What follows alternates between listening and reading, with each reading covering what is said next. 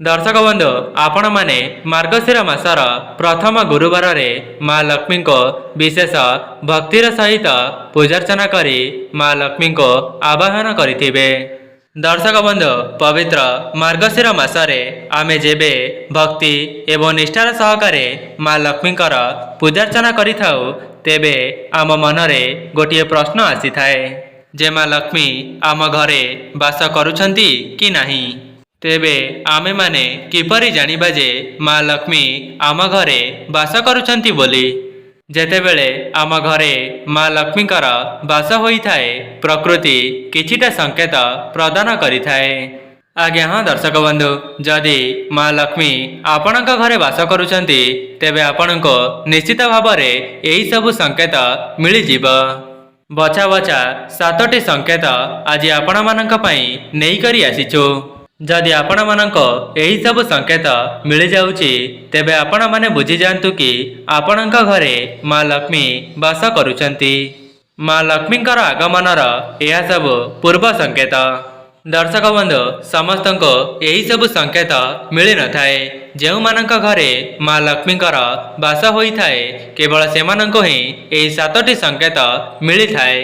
दर्शक बंधु समस्त लोक माने यह चाहिए जे माँ लक्ष्मी को प्रसन्न करिबा पई जेमिति कि आपण माने जानिछंती एबे चालुची मार्गशीर मास।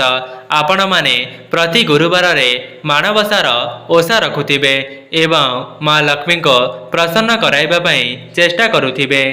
आपण माने जेतेबेले भी लक्ष्मी पुराणर पाठ करुछंती लक्ष्मी पुराण सहित आपण माने कनकधारा स्तोत्रम पाठन करंतु किंबा श्रवण करंतु। दर्शक बंधु जो माने भी यही वीडियोटी को देखुचंती माँ लक्ष्मी का निमंते बहु मात्रा रे वीडियोटी को शेयर करंतु जहा द्वारा आपण माने भी अन्य मानकर सहाय्य करि परिबे एवं सेमाने मध्य एही सब संकेत विषय रे जानि परिबे। कहीं ना पवित्र मार्गशीर मासटी माँ लक्ष्मीकर अत्यंत प्रियर मास होइथाए। दर्शक बंधु आमे जदि चाहिबा आमर दरिद्र जीवन को निजे ही परिवर्तन करि देई परिबा। आम जीवन रे माँ लक्ष्मीकर कृपा को आमे निजे ही टाणी करी आनी परिबा।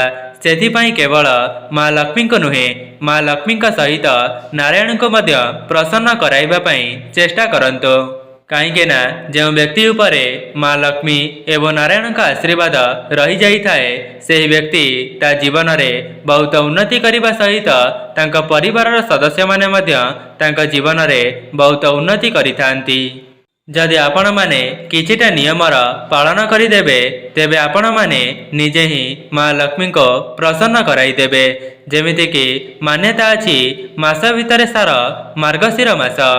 आपण माने मार्गशीर मासर पूजा को करि सारिबा परे जदि एही सब संकेत आपण को मिल जाउची तेबे आपण माने बुझी जानतो आपणकर भाग्य राताराती परिवर्तन होई जिवो। तेबे चलंतो मु आपण माननको कहिबी जदि आपणक घरे माँ लक्ष्मी वास करुथांती तेबे आपणको केउ केउ संकेत मिली थाए। दर्शक बंधु यह को जानिबा पूर्वर आपण मानको अनुरोध वीडियोटी को लाइक करी कमेंट बॉक्स रे जय माँ लक्ष्मी अवश्य लिखि दियंतो एवं वीडियोटी को बहु मात्रा रे शेयर करंतो जहा द्वारा सेमाने मध्य जानि परिबे तांका घरे माँ लक्ष्मीकर वास हेउची कि नाही। प्रथम संकेत। दर्शक बंधु जदि आपण को लागिबा जे माँ लक्ष्मी आपणक घरे वास करुछंती तेबे 7टी संकेत मध्यरो जदि आपण को 3टी किंबा 4टी संकेत मिल जाउची तेबे आपण माने निश्चित भावरे भाबी नियंतु जे माँ लक्ष्मी आपणक घरे वास करुछंती। दर्शक बंधु प्रथम संकेतटी हेउची आपणक घर को बारंबार पद्म फूल आसीबा। आपण माने हुए तो पूर्वर बहुत सारा फूल किणिथिबे किंबा आपणक बाड़ी बगीचा रे अनेक सारा फूल को आनिकरी रखिथिबे तापरे भी आपणक घर को पद्म फूलर आगमन हेबो किंबा आपण माने जुआडे देखिले सेही जगह रे पद्म फूल देखा जाउथिबो किंबा आपणक जानतारे किंबा अजाणतारे आपणक घर को पद्म फूल आसुथिबो। दर्शक बंधु कौन आपणको यही सब संकेत मिली कि कहीं पद्म फूल माँ लक्ष्मीकर अत्यंत प्रियर फूल होइथाए। ତେବେ ଆପଣମାନେ ବୁଝି ଯାଆନ୍ତୁ ଯେ ମା ଲକ୍ଷ୍ମୀ ଚାହୁଁଛନ୍ତି ଆପଣ ସେହି ପଦ୍ମଫୁଲକୁ ନେଇ ମା ଲକ୍ଷ୍ମୀଙ୍କ ନିକଟରେ ଅର୍ପଣ କରନ୍ତୁ। ସେଥିପାଇଁ ଆପଣଙ୍କ ଘରକୁ ବାରମ୍ବାର ପଦ୍ମଫୁଲ ଆସୁଛି। ଆପଣ ଚାହାନ୍ତୁ କି ନ ଚାହାନ୍ତୁ ଏହା ମା ଲକ୍ଷ୍ମୀଙ୍କର ଇଚ୍ଛା ହୋଇଥାଏ, ଯାହାକି ଆପଣଙ୍କର ନ ଚାହିଁଲେ ମଧ୍ୟ ମା ଲକ୍ଷ୍ମୀ ଆପଣଙ୍କ ଘରକୁ ପଦ୍ମଫୁଲର ଆଗମନ କରାଉଛନ୍ତି। ଯେଉଁମାନଙ୍କୁ ଏପରି ସଂକେତ ମିଳୁଛି ତେବେ ସେହି ପଦ୍ମଫୁଲକୁ ନେଇ ମା ଲକ୍ଷ୍ମୀଙ୍କ ନିକଟରେ ଅର୍ପଣ କରନ୍ତୁ। ଦେଖିବେ ଏପରି କରିବା ଦ୍ୱାରା ଆପଣଙ୍କ ଜୀବନରେ ଯାହା ବି କିଛି ଧନଜନିତ ସମସ୍ୟା ଲାଗି ରହିଛି କିମ୍ବା ଆପଣମାନେ ଋଣ କରଜରେ ବୁଡ଼ି ଯାଇଛନ୍ତି ତେବେ ସମସ୍ତ ଋଣ କରଜ ଆପଣଙ୍କର 1 ମାସ ମଧ୍ୟରେ ଶୁଝିଯିବ ଏବଂ ଆପଣଙ୍କ ନିକଟକୁ ଧନ ଆସିବାର ସମସ୍ତ ମାର୍ଗ ଖୋଲିଯିବ। ଦର୍ଶକ ବନ୍ଧୁ, ଏହା ଥିଲା ପ୍ରଥମ ସଂକେତ। ମୁଁ ଆପଣମାନଙ୍କୁ ଯେଉଁ 7ଟି ସଂକେତ ବତାଇବି, ଯଦି ଆପଣଙ୍କୁ ସେଥିରୁ 3ଟି କିମ୍ବା 4ଟି ସଂକେତ ମିଳିଯାଉଛି ତେବେ ଆପଣମାନେ ନିଜକୁ ଭାଗ୍ୟବାନ ମନେ କରନ୍ତୁ, ଯାହାକି ମା ଲକ୍ଷ୍ମୀଙ୍କର ବାସ ଆପଣଙ୍କ ଘରେ ହେଉଛି। ଦ୍ୱିତୀୟ ସଂକେତ, ଆପଣଙ୍କ ଘରେ କଳା ପିମ୍ପୁଡ଼ି ମାନେ କଳା ରଙ୍ଗର ପିମ୍ପୁଡ଼ି ଗୋଲ ଗୋଲ ହୋଇ ଅଚାନକ ଦେଖାଦେବା। ଆପଣମାନେ ଦେଖୁଥିବେ କଳା ପିମ୍ପୁଡ଼ି ଗୋଲ ଗୋଲ ହୋଇ ଆପଣଙ୍କ ଘରର ଆଖପାଖରେ ଦେଖା ଦେଉଥିବେ କିମ୍ବା କୌଣସି ଜାଗାରେ ଖାଦ୍ୟ ଖାଉଥିବେ, ନଚେତ୍ ମୁହଁରେ କିଛି ଖାଦ୍ୟ ଧରି ଲାଇନ ହୋଇ ଚାଲି ଯାଉଥିବେ, ନଚେତ୍ ଆପଣଙ୍କ ଘରର କୌଣସି ଜାଗାରେ ସେମାନେ ଗୋଲ ଗୋଲ ହୋଇ ରହିଯାଉଥିବେ। ଯଦି ଆପଣଙ୍କ ଘରେ ମଧ୍ୟ ଏପରି ସଂକେତ ଦେଖାଦେଉଛି, ଖାସ୍ କରି ଯଦି ମାର୍ଗଶିର ମାସରେ ଏପରି ସଂକେତ ଆପଣଙ୍କୁ ମିଳିଯାଉଛି ତେବେ ଆପଣମାନେ ନିଶ୍ଚିତ ହୋଇଯାଆନ୍ତୁ ଯେ ମା ଲକ୍ଷ୍ମୀ ଆପଣଙ୍କ ଘରେ ବାସ କରୁଛନ୍ତି। ଆପଣ ବହୁତ ଭାଗ୍ୟବାନ ଅଟନ୍ତି, ଯାହାକି ମା ଲକ୍ଷ୍ମୀ ଆପଣଙ୍କ ଘରେ ନିବାସ କରୁଛନ୍ତି। ଆଗାମୀ ସମୟରେ ଆପଣଙ୍କ ଜୀବନ ଉପରେ ମା ଲକ୍ଷ୍ମୀଙ୍କର ଆଶୀର୍ବାଦ ବର୍ଷା ହେବାକୁ ଯାଉଛି, ଯାହାଦ୍ୱାରା ଆପଣଙ୍କ ପରିବାରର ସମସ୍ତ ସଦସ୍ୟମାନେ ତାଙ୍କ ଜୀବନରେ ବହୁତ ଉନ୍ନତି କରିବେ। ଯଦି ଆପଣଙ୍କର ପୂର୍ବରୁ କୌଣସି କାମରେ ବାଧାବିଘ୍ନ ଆସୁଥିଲା ତେବେ ଆପଣଙ୍କ ଉପରେ ମା ଲକ୍ଷ୍ମୀଙ୍କର ଆଶୀର୍ବାଦ ରହିସାରିଲାଣି। ତେବେ ଆପଣମାନେ ଯେଉଁ ବି କ୍ଷେତ୍ରରେ ହାତ ଦେବେ ସେଥିରେ ଅତ୍ୟନ୍ତ ଶୁଭଫଳ ଦେଖିବା ପାଇଁ ମିଳିବ। ତୃତୀୟ ସଂକେତଟି ଏଇଆ ଅଟେ ଯେ ଯଦି ଆପଣଙ୍କ ଘରେ ସମସ୍ତ ସଦସ୍ୟମାନେ ଆମିଷକୁ ସମ୍ପୂର୍ଣ୍ଣ ବର୍ଜନ କରିଦେଉଛନ୍ତି, ଆପଣମାନେ ଦେଖୁଥିବେ ପୂର୍ବରୁ ଆପଣଙ୍କ ଘରକୁ ଆମିଷ ବହୁତ ମାତ୍ରାରେ ଆସୁଥିବ, କିନ୍ତୁ ହଠାତ୍ କରି କ'ଣ ହେବ ନା ଆପଣଙ୍କ ଘରକୁ ଆମିଷ ଆସିବା କମ୍ ହୋଇଯିବ। ଆପଣଙ୍କ ଘରର ସଦସ୍ୟମାନେ ଆମିଷ ଖାଇବାକୁ ଇଚ୍ଛା ପ୍ରକାଶ କରିବେ ନାହିଁ କିମ୍ବା ସେମାନଙ୍କ ମନରେ ଆସିଯିବ ଯେ ଆମେମାନେ ଆମିଷକୁ ଖାଇବା ସମ୍ପୂର୍ଣ୍ଣ ଛାଡ଼ିଦେବା। ଅନେକ ଲୋକ ଆମିଷକୁ ବହୁତ ମାତ୍ରାରେ ଖାଉଥିବେ, କିନ୍ତୁ ହଠାତ୍ କରି ସେମାନେ ଆମିଷକୁ ବର୍ଜନ କରିଦେବେ। ସେମାନେ ହଠାତ୍ କରି ଆମିଷକୁ ବର୍ଜନ କରି ନିରାମିଷ ଖାଦ୍ୟକୁ ଗ୍ରହଣ କରିବେ। ଯଦି ଆପଣଙ୍କୁ ଏପରି ସଂକେତ ମିଳିଯାଉଛି ତେବେ ଆପଣମାନେ ବୁଝିଯାଆନ୍ତୁ ମା ଲକ୍ଷ୍ମୀ ଆପଣଙ୍କ ଘରେ ବାସ କରୁଛନ୍ତି। ହଁ ଆଜ୍ଞା, ଯେଉଁମାନଙ୍କ ଘରେ ଏପରି ସଂକେତ ମିଳିଯାଇଥାଏ ସେମାନଙ୍କ ଘରେ ମା ଲକ୍ଷ୍ମୀଙ୍କର ସ୍ଥିର ବାସ ସଦାସର୍ବଦା ରହିଥାଏ। ଚତୁର୍ଥ ସଂକେତଟି ହେଉଛି ପୂର୍ବରୁ ଆପଣଙ୍କ ଘର ବହୁତ ଅସନା ରହୁଥିବ, କିନ୍ତୁ ଆପଣମାନେ ସଫା କରନ୍ତୁ କିମ୍ବା ନ କରନ୍ତୁ ହଠାତ୍ କରି ଆପଣଙ୍କ ଘର ପରିଷ୍କାର ପରିଚ୍ଛନ୍ନ ହେବା ପାଇଁ ଲାଗିବ। ଆପଣମାନେ ସପ୍ତାହକୁ ଥରେ ମାତ୍ର ପୋଛା ଲଗାଇଲେ ମଧ୍ୟ ଆପଣଙ୍କ ଘରଟି ସବୁବେଳେ ସଫାସୁତୁରା ରହୁଥିବ। ଆପଣଙ୍କ ପରିବାରରେ ସଦସ୍ୟମାନେ ମଧ୍ୟ ସେତିକି ରହୁଥିବେ ଏବଂ ସବୁକିଛି ସମାନ ଭାବରେ ଚାଲିଥିବ, କିନ୍ତୁ ହଠାତ୍ କରି ଆପଣମାନେ ଦେଖିବେ ଆପଣଙ୍କ ଘରଟି ବହୁତ ପରିଷ୍କାର ପରିଚ୍ଛନ୍ନ ହେବା ପାଇଁ ଲାଗିଛି। ଆପଣମାନେ ଦିନରେ ଗୋଟିଏ ଥର ଝାଡ଼ୁ କଲେ ମଧ୍ୟ ଆପଣଙ୍କ ଘରେ ସେତେ ମାତ୍ରାରେ ଅସନା ହେବ ନାହିଁ କିମ୍ବା ଆପଣଙ୍କ ଘରକୁ ଧୂଳି ପ୍ରବେଶ କରିବନି ଏବଂ ଆପଣଙ୍କ ଘରର ଚତୁଃପାର୍ଶ୍ୱଟି ବହୁତ ସୁନ୍ଦର ଲାଗୁଥିବ। କହିବାର ଅର୍ଥ ହେଉଛି ଆପଣଙ୍କ ଘର ଅତ୍ୟନ୍ତ ସୁନ୍ଦର ଲାଗୁଥିବ ଏବଂ ନିଜକୁ ସକାରାତ୍ମକ ଭାବନାର ଚେତନା ଆସୁଥିବ। ଆପଣଙ୍କ ଘରେ ବହୁତ ସାରା ଜିନିଷ ଥାଉ କିମ୍ବା ନଥାଉ, କିନ୍ତୁ ଆପଣଙ୍କ ଘରଟି ଅତ୍ୟନ୍ତ ସଫାସୁତୁରା ଲାଗୁଥିବ। जदि आपणक घरटी सफासुतरा रहुछि तेबे आपण माने बुझी जांतु जे माँ लक्ष्मी आपणक घरे बास करुछंती। हाँ आज्ञा, कहीं ना सबु संकेत समस्तंको मिली न थाए। केवल भाग्यवान लोकों को ही माँ लक्ष्मी द्वारा यही सबु संकेत मिली जाई थाए। कहीं ना जदि आपणको एपरि संकेत मिलुछि तेबे बुझी जांतो माँ लक्ष्मी आपणक पूजारे प्रसन्न अछंती।